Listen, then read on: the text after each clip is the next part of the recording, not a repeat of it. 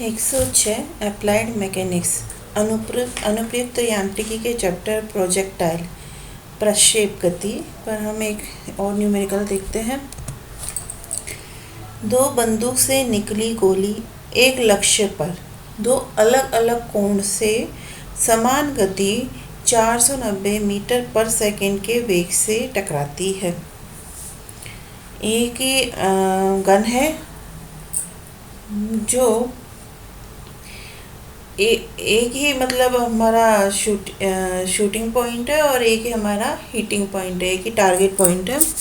तो एक ही बिंदु से दो गन से बंदूक चलाई जाती है और एक ही लक्ष्य पे चलाई जाती है। बंदूक और लक्ष्य के बीच की डिस्टेंस है 9.8 किलोमीटर, यानी इसकी हॉरिजॉन्टल रेंज 36 परास। लक्ष्य के बीच में और गन के बीच की डिस्टेंस है यह।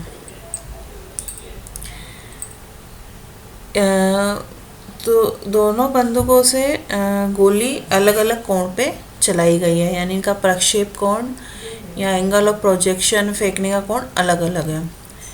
टकराने के बीच समय अंतराल ज्ञात कीजिए। जब दोनों बंदूकों से गोली एक संग चलाई जाएगी समान दूरी पे, तो उनसे निकलने वाली गोली अपने लक्ष्य पे जो पहुंचने में समय लेती है, यानी टाइम ऑफ फ्लाइट कह सकते हैं इसे प्रक्षेप गति का, या उड़ान काल, तो अलग अलग लेंगी क्योंकि अलग अलग कोण पे चली हैं दोनों गोलियां। तो उसमें हमें अंतराल निकालना है कि कितना टाइम डिफरेंस है जब हम एक ही पॉइंट से दो अलग अलग गन से किसी टारगेट को लक्ष्य हिट करते हैं सेम वेग से, तो उनमें कितना टाइम डिफरेंस आता है। इस क्वेश्चन को समझने के लिए पहले हम एक बार दोबारा ये प्रक्षेप गति को देख लेते हैं। इसमें हमें दिया हुआ है P पॉइंट है जहाँ पे हमारी गन रखी हुई है, P डैश है हमारा टारगेट पॉइंट जिस पे हमारा लक्ष्य। P पॉइंट से गन चलाई जाती है P डैश पे और U इसका इनिशियल वेग है। तो ये चीज़ें दोनों गन में सेम है, U सेम है, P पे गन रखी है दोनों और P डैश पे चलाई गई है। डिफरेंस क्या है? एंगल अलग अलग है। पहली अल्फा कोण पे चलाई, अल्फा 1 मान लो, तो दूसरी अल्फा 2 मान लो। अगर इनका कोण अलग अलग है तो उनका ग्राफ इस तरीके से अलग अलग होगा। ये हमारी पहली गन, जैसे इनके हम देखते हैं इस डायग्राम में 9.8 किलोमीटर, ये परास सेम है, U दोनों का वेग सेम है, पर दोनों का फेंकने का कोण, प्रक्षेप कोण या एंगल ऑफ प्रोजेक्शन डिफरेंट है। एक का अल्फा 1 है और एक का अल्फा 2 है। तो इन दोनों को पहुंचने में लगा समय भी अलग अलग होगा। जिसका अल्फा 2 है, अगर डायग्राम को देख के समझे तो जिसका अल्फा 2 है उसको ज़्यादा समय लग रहा है क्योंकि उसका ग्राफ, जिसका एंगल ज़्यादा है उसका ग्राफ बड़ा बन रहा है, तो उसे ज़्यादा समय लगेगा। तो जिसको हमें इनमें डिफरेंस निकालना है T2 माइनस T1, दोनों को जो समय लगा है उसमें हमें अंतर निकालना है। अब हम इसको सॉल्व करने के लिए पहले लिख लेते हैं कि हमें क्या क्या दिया हुआ है। हमें दिया हुआ है कि दोनों अलग अलग कोण पे फेंकी जाती है, तो हमने मान लिया अल्फा 1 और अल्फा 2 पे फेंकी जाती है।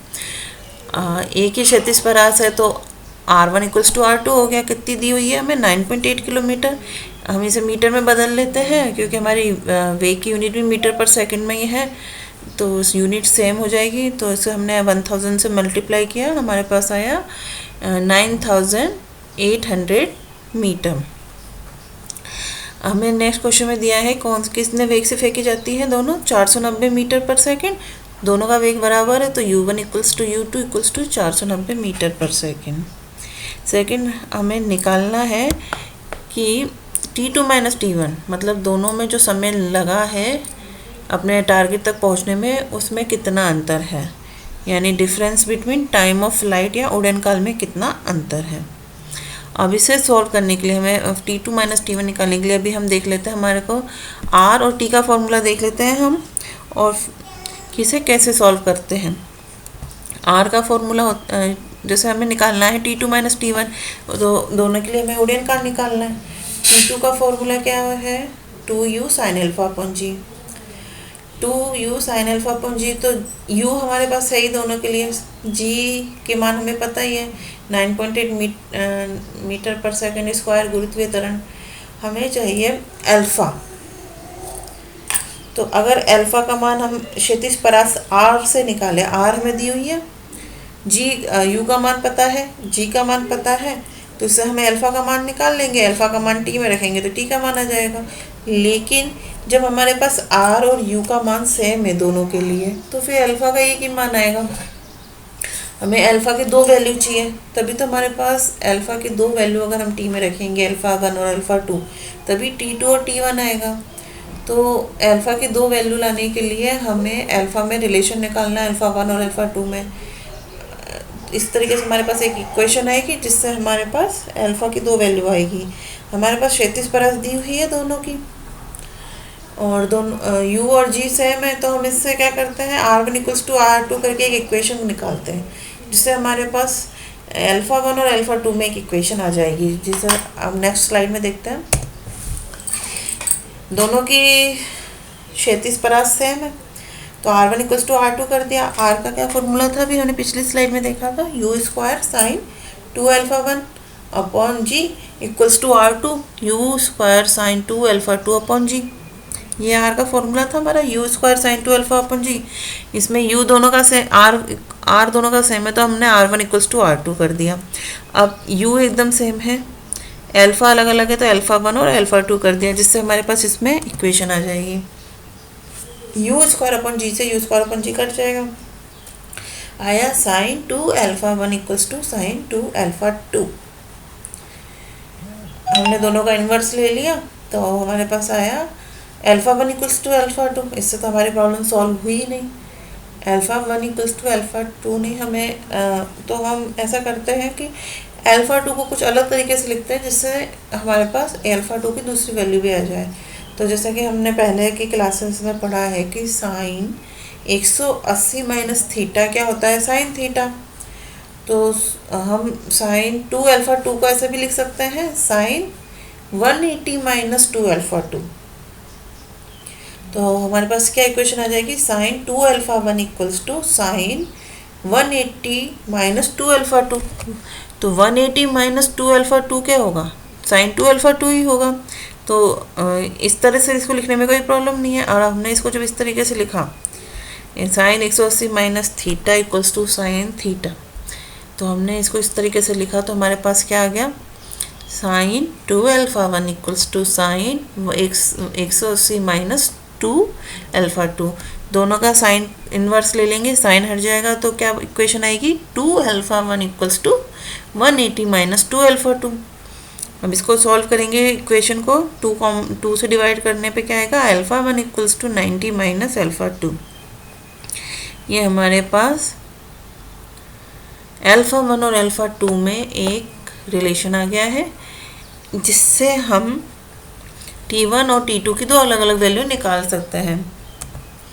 तो हम R में इसका वैल्यू फॉर्म लिख देते हैं। जैसे अगर R1 हम अल्फ़ा 1 निकालें, अगर हम अल्फ़ा 1 निकाल लेंगे तो अल्फ़ा 1 और अल्फ़ा 2 में हमारे पास रिलेशन है, उससे हम अल्फ़ा 2 का मान भी निकाल लेंगे।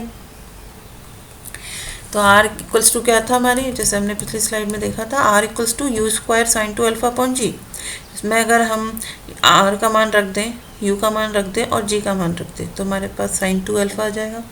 इससे अल्फ़ा मतलब अल्फ़ा 1 का मान आ जाएगा, अल्फ़ा 1 से हम अल्फ़ा 2 का मान निकाल लेंगे इस रिलेशन से, एकदम लास्ट में लिखी हुई है, alpha 1 equals to 90 minus alpha 2। तो हमने R का मान लिख दिया 9800 इक्वल्स टू U 490 का स्क्वायर साइन 2 अल्फ़ा 1 अपॉन 9.8। इसको सॉल्व करेंगे तो साइन 2 अल्फ़ा 1 कितना आया, 0.4। और साइन इनवर्स 0.4 कितना होता है, 23.58 डिग्री। तो हमारे पास 2 अल्फ़ा 1 आया है 23.58 डिग्री।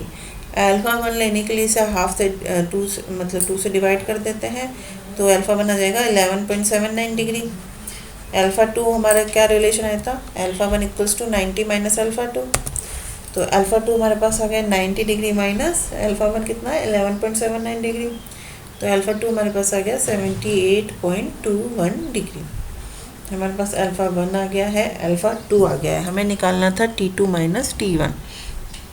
हम पिछली स्लाइड में वापस देखते हैं टी इक्वल्स टू होता है 2u साइन अल्फा अपॉन जी। तो T1 निकालने के लिए हम अल्फा 1 का मान रख देंगे 2u साइन अल्फा 1 अपॉन जी। T2 निकालने के लिए 2u साइन अल्फा 2 अपॉन जी। इस तरीके से अल्फा अलग अलग मान रख के हमारे पास दो T2 T1 आ जाएंगे, उनमें से दोनों को माइनस कर देंगे। लेकिन हम ऐसा भी कर सकते हैं, कॉमन लेके भी कर सकते हैं 2u अपॉन जी को, जैसे कि हमने इसमें किया है। T1 हमने लिया है 2u साइन अल्फा 1 अपॉन जी, T2 है 2u साइन अल्फा 2 अपॉन जी। तो हमें T2 माइनस T1 निकालना है, तो हमने 2u अपॉन जी कॉमन ले लिया, जिससे हमें दोनों से अलग अलग मल्टीप्लाई ना करना पड़े। चाहो तो T2 और T1 निकाल के उनको माइनस कर लो, या इस तरीके से कॉमन लेके, आंसर सेम ही आएगा। 2u अपॉन जी हमने कॉमन ले लिया, और sine alpha 2 minus sine alpha 1 ये हमने सॉल्व किया, तो हमारा आंसर आया 77.46 सेकेंड। तो हमारा टाइम डिफरेंस कितना हो गया 77.46 सेकेंड। u का मान इसमें 490 है, g का मान 9.8 है, साइन अल्फा 2 कितना है 78.21 डिग्री है, अल्फा 1 है 11.79 डिग्री। तो इन सब का मान रखने पर हमारा टाइम डिफरेंस आ गया 77.46 सेकेंड। मीन्स ये जो हमने एक ही गन से एक ही टारगेट पे दो जो गोलियां चलाई हैं अलग अलग कोण पे, वो पहुंचने में कितना इनके एंगल्स में कितना डिफरेंट है 90 डिग्री का, और इनके पहुंचने में कितना डिफरेंस है 77.46 सेकेंड का। Thank you.